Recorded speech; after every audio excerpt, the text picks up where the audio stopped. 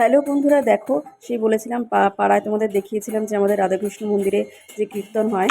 তো কাল ছিল তার শেষ দিন। তো কাল দুপুরবেলা এসছিল, নগর কীর্তনে বেরিয়েছিল। আর দেখো সবার বাড়ি বাড়ি, পাড়ার সব বাড়ি বাড়িতে ঠাকুরকে নিয়ে নিয়ে যাবে এবং সেখানে তাদেরকে ভুজ্জি দেয়, মানে যার যেমন সামর্থ্য, চাল ডাল সবজি দিয়ে কাঁচা টাকা দিয়ে একটা পয়সা দিয়ে ভুজ্জি দেওয়া হয়।